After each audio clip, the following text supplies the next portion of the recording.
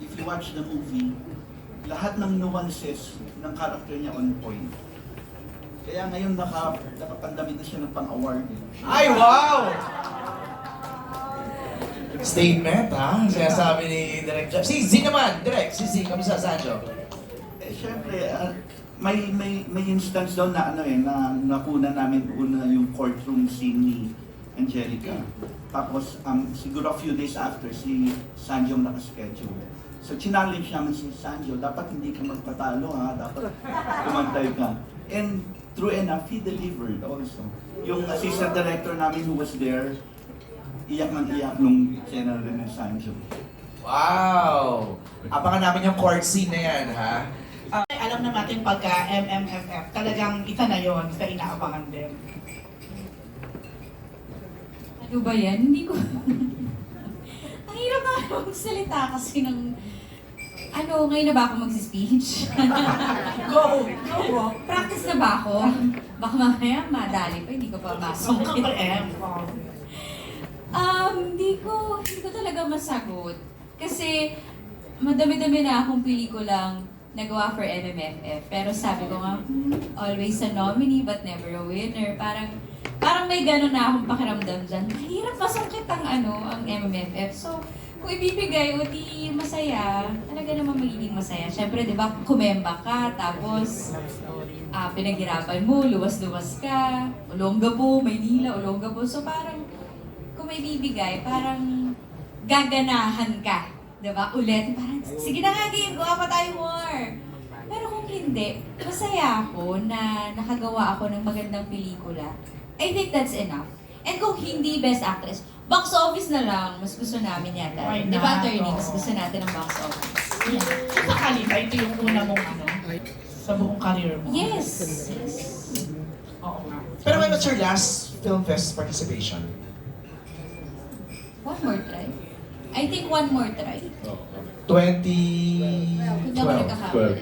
2012. Wow! 13 years. Ayun na. Ng access na naka-work niya. Favorite ko. Ay, wow! Alam naman na yun, na talaga nga nung unang text pa lang niya, parang umikot na yung sikmura ko na parang, oh my God, mapapagawa ako ng pelikula. Kahit hindi pa nape-present sa akin, dahil ganun ko siya ka-love. Paano ako nakasurvive? I think, na-surround din ako ng mga tamang tao. Kumbaga, kung may mga failures na nangyari sa akin sa past relationships, ay hindi lang sa relationships, sa mga decisions, di ba? May mga taong nakasurround sa akin na good people, na nag-guide sa akin na ito yung dapat mong gawin, ito yung ibigay mo sa sarili mo, mag-aral ka, magpaganda ka, di ba? Lali pagbutihin mo ang sarili mo, be kind. Yung mga ganong mga advice na talagang in-embody ko, isinabuhay ko talaga siya. Dahil naniniwala naman ako na hindi naman ako perfect noon. Marami akong mga maling decisions na hindi ako proud. May mga nagawa akong mga bagay na hindi ako proud. May mga nasabi tayo na hindi nakaka-proud. But as you go in life, kailangan may learnings ka. Kailangan natututo ka doon sa mga ikaw din mismo yung nakagawa. Feeling ko kasi kung wala, nun paulit-ulit ibibigay sa'yo hanggat hindi ka natututo So, feeling ko pag nakita ng universe at ni Lord na, that's it, natuto ka na, move on, ito naman, next chapter tayo. May bago pa yan may mga pagdadaanan ka pa, hindi yan matatapos. Kasi I really believe ganun yung life, di ba? Thank you. And okay lang ba? Of all the scripts na Oo, binigay diba? sa'yo, ito yung tinanggap mo. Oo. Yes. Nung may mga binibigay talaga, no offense naman dun sa mga nag-aaya sa akin na tara na, game, balik ka na, ito yung kwento. Parang wala talaga siyang lukso ng dugo. Parang hindi nakaka-comeback yung yung dating niya. Diba? Angelica pa rin talaga, diba? Siyempre gusto mo na yung tahimik na buhay na meron ako ngayon, kailangan nyo akong pakitaan na talagang, ay sandali, ang ganda nito. Sandali, luluwas ako para dito. Kailangan ko nung manggigigil ako dun sa project Yung hindi ka makakatulog, yung parang pag pinalagpas ko to, parang panghihinayangan ko. Yun yung hinihintay kong klase ng project. Nung nag-text sa akin si Direk Jeff, kinabahan na ako. Kasi love ko si Direk Jeff. Ano yung text? Ano sobra. yung text? Angge? Hi, Angge. Pwede ba kaming mag-present sa'yo ng film? Sila ni Attorney Joji nag-message sa akin. Halos sabay, same day. Parang pinag-usapan nilang i-ano ako.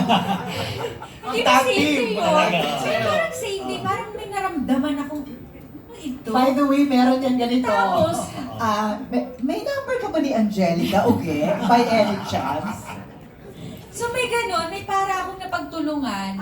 And then, parang bago pa mag-present, nag-message ka pa yata sa akin na parang may mag-present sa'yo sila Direk Chris. Oo, so parang may ganon, na parang, yes, may meeting na nga ako, may Zoom meeting, ganyan. Nung nag-Zoom, lumabas ang picture nito. Napag-usapan to. Sabi ko, ay patay. Syempre, pwera pa dun sa story, di ba? Na parang, lagot. Wala, parang right then and there. Parang wala na kaming ibang pinag-usapan. Parang schedule na yung next. Kasi, yun nga, tulad ng sinabi ko, hindi ko mahihirapan ako pag pinalagpas ko yung project. Ayoko ng mga ganun eh. Nangyari na yun sa akin before, na parang, na hanggang ngayon pinagsisisihan ko. So parang, pag may maganda akong project na dumadating sa akin, ayokong palagpasin. Pero may mga possible. Pero yun nga, kasi ang tahimik na ng buhay ko, di ba? So kailangan ko ng worth it kailangan worth it. So nung dumating to, Worth it talaga. worth it talaga. Hindi ko kayo bibiguin dito sa pelikula mo. Lakas ng puwersa ni Attorney Joji, ni Direk Jeff. Nagsimula kami sa hindi naman kagad heavy yung mga kukunan.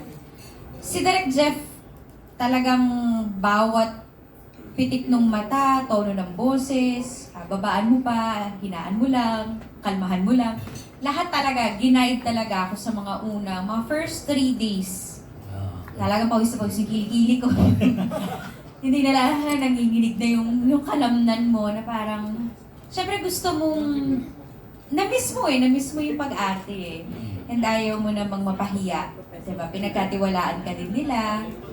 Maganda yung project na binigay sa'yo. So may gusto kang ipakita sa mga tao. And especially now, di ba? Parang mas marami mas lumalim na of course yung pagkatao ko dahil ang dami ng pinagdaanan. Sa isip-isip ko nga, di ba? Kailangan magpakita tayo dito ng maturity, ng texture. Kasi iba na yung atake natin dahil iba na yung mga na-experience ko sa buhay.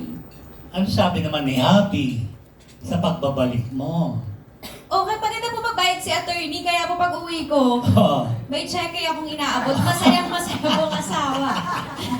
Hindi, syempre, sobrang supportive po. Sobra talaga. Of course, mahirap kasi para kaming naka-LDR dahil sa Zambales kami nakatira. So, may mga minsan, straight 5-6 days, hindi ko nakikita yung mag-ama ko. And nahihirapan din sila mag-adjust dahil for 3 years, tutok ako sa kanila, di ba? Then biglang parang, oops, wala ang ang sunshine nila sa bahay. Okay. Okay, pwede ka pang gumawa. Go lang. Very good, di ba? Sige. Erika, magtanong ka naman ito. Nga, di ba, nagkaroon ng deeper, kapag nagka-texture, kahit siya, kapag nakaka-eksena mo, hindi na yung basta-basta kasi noon para bang pinipinta lang namin yung image ng mag-asawa. Kasi yung isang project din namin, nung nag-teleserye kami with Direk Jeff, mag-asawa kami, seeking for annulment tayo nun, di ba?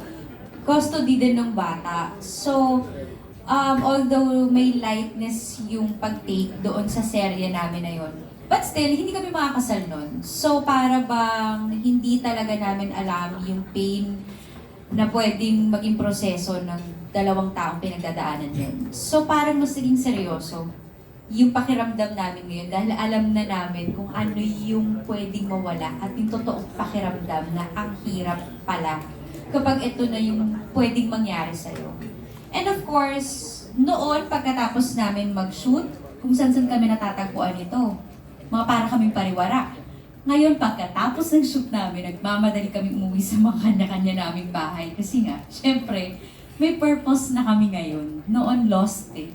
Oh, masaya lang kami no, tara, inom pa tayo, ganun. Ngayon, ano na, uwi na tayo. Oo, miss ko na yung anak ko, ganyan. Bilisan na natin. Pakitaan ng video. Oh, pakitaan na kami ng sino mas magaling na anak? Ganun kami. Okay, ako, tila mo marunong na. Sige. Yun nga, gaya na sabi ni Angel, malaki yung difference nung ngayon na may sarili na talaga kami pamilya, may anak na kami, compared dun sa nung ina-acting namin yung mag-asawa na parang, syempre parang alam naman namin kung paano talaga gawin. Syempre gagaling-galingan kami kung paano namin gagawin yung mga scenes. Pero nung ginawa ko na itong Unmarried,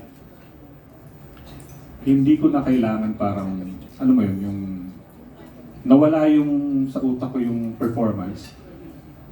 Nawala siya. Hanggat maaari, gagawin ko siya sa pinakasimpleng paraan, sa pinaka-natural at siguro organic, authentic na delivery. And pag nakakaiyak yung scene, pag malungkot yung scene, mas gusto ko siyang pigilan kesa ibigay. Yun yung parang naging difference. Unlike before na papailakin ko yung audience dito sa eksena, no? Mga ganun. Ito ngayon, mas ayokong ipakita. Tinatago ko lang talaga sa loob. Well, any discovery sa isa't isa after doing this?